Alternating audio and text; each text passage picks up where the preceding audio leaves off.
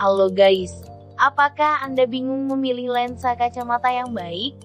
Berikut beberapa faktor yang harus diperhatikan dalam memilih lensa, yaitu nilai AB, indeks bias, anti ultraviolet, kekuatan lensa, anti sinar biru, dan lensa untuk berkendara. Oke, mari kita bahas satu persatu. Yang pertama adalah nilai AB. Nilai AB material lensa kacamata bervariasi, yaitu antara 30 sampai 60. Nilai AB suatu lensa yang baik mempunyai nilai di atas 50. Nilai AB menengah yaitu antara 40 sampai 50 dan nilai AB yang rendah kurang dari 40. Jika nilai AB rendah, maka penglihatan kita menjadi kurang jernih. Jadi, pilihlah lensa yang memiliki nilai AB yang tinggi. Contoh lensa yang memiliki AB value tinggi adalah CR39 yang mempunyai nilai AB 58 dan lensa TAF dengan nilai AB 54. Columbia Resin 39 atau CR39 merupakan plastik polimer standar yang digunakan untuk membuat lensa kacamata berbahan plastik. Contoh lensa yang memiliki AB value menengah yaitu bahan RR8 Mitsui yang memiliki nilai AB 41. Dan yang memiliki AB value rendah yaitu lensa plastik 1,56 dan 1,6 juga polikarbonat dengan nilai AB 30. Tetapi lensa polikarbonat ini memiliki keunggulan yaitu anti pecah. Yang kedua adalah indeks bias. Semakin tinggi indeks, semakin banyak pembiasan terjadi. Indeks bias suatu lensa harus tinggi, terutama untuk lensa minus tinggi agar lebih tipis. Karena semakin tinggi indeks bias, maka lensa semakin tipis. Contoh lensa dengan indeks bias tinggi yaitu MR8 dengan indeks bias 1,67. Jadi, kalau ingin lensa yang tipis, pilihlah lensa ini. Salah satu lensa plastik dengan indeks bias tinggi yang digemari di Amerika adalah indeks bias 1,67. Karena lensa dengan indeks bias 1,67, 50% lebih tipis daripada lensa CR39 standar. Ketiga, anti ultraviolet. Fungsi dari anti UV adalah untuk menolak sinar ultraviolet. Sinar ultraviolet ini sangat berbahaya bagi kesehatan mata. Sinar UV dapat menyebabkan tumor, katarak, dan bahkan menyebabkan kehilangan penglihatan permanen. Untuk mengatasi itu Anda dapat menggunakan lensa fotochromik. Warna lensa fotochromik ketika berada di dalam ruangan adalah bening. Namun ketika berada di luar ruangan, warnanya berubah menjadi gelap seperti kacamata hitam. Lensa ini efektif memberi perlindungan dari radiasi sinar ultraviolet. Semakin besar intensitas cahaya, makin gelap pula tingkat warna yang dihasilkan.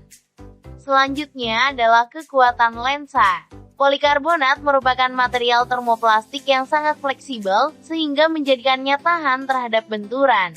Polikarbonat memiliki kelebihan dibandingkan dengan lensa yang terbuat dari kaca dan CR39 dalam hal daya tahan terhadap benturan sehingga banyak digunakan.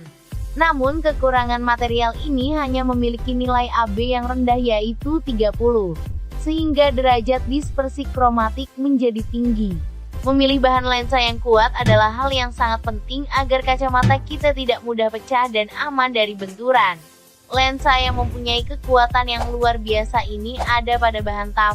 Lensa ini sudah teruji 18 kali lebih kuat dari lensa dengan bahan biasa.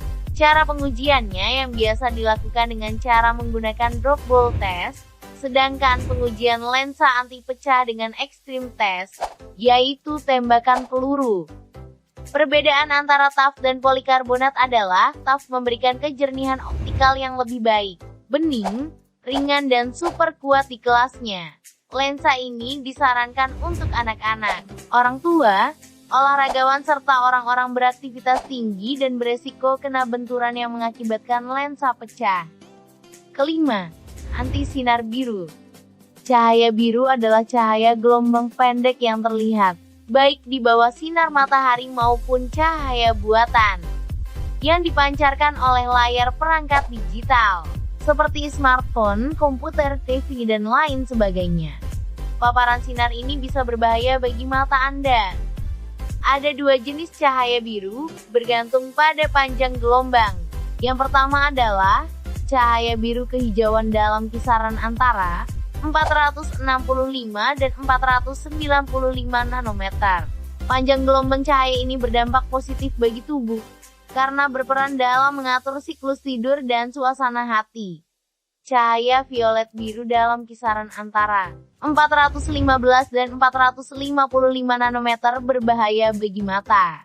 Panjang gelombang cahaya ini juga disebut sebagai cahaya tampak berenergi tinggi, karena disertai dengan cahaya yang kuat, yang dapat menyebabkan kerusakan retina fotokimia ketika mata terbuka. Cahaya biru violet baru-baru ini diakui sebagai faktor yang bertanggung jawab atas perkembangan generasi makula terkait usia, atau AMD. UVC yang ditandai dengan panjang gelombang hingga 280 nanometer, diserap oleh lapisan ozon di atmosfer. UVB dengan panjang gelombang dari 280 sampai 315 nanometer, diserap seluruhnya oleh kornea di permukaan mata. Dan sinar UVA memiliki panjang gelombang yang lebih panjang yaitu 315 sampai 400 nanometer, sebagian besar diserap oleh kornea. Tetapi dari cahaya yang melewati kornea, hampir semuanya diserap oleh bagian mata yang disebut lensa, dengan sekitar 1% melewati lensa dan mencapai retina.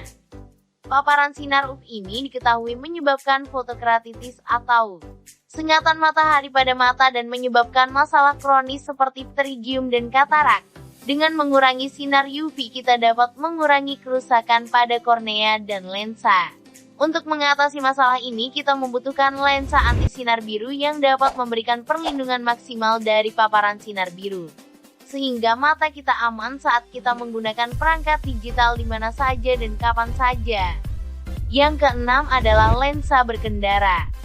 Berkendara terus-menerus membutuhkan penglihatan jarak jauh untuk menavigasi rute dan lalu lintas, penglihatan dekat untuk dashboard, dan penglihatan periferal untuk kaca spion samping. Semuanya pada saat yang bersamaan secara terus-menerus. Antara perspektif dan kondisi pencahayaan yang berfluktuasi pada siang dan malam hari dapat melelahkan bagi pengendara. Lensa ini adalah solusi ideal untuk semua orang yang sering berkendara dan ingin mengurangi kelelahan mata untuk berkendara yang lebih aman dan santai, karena meningkatkan persepsi visual pengendara di semua kondisi. Oke guys, terima kasih sudah menonton video ini, semoga bermanfaat dan sampai jumpa.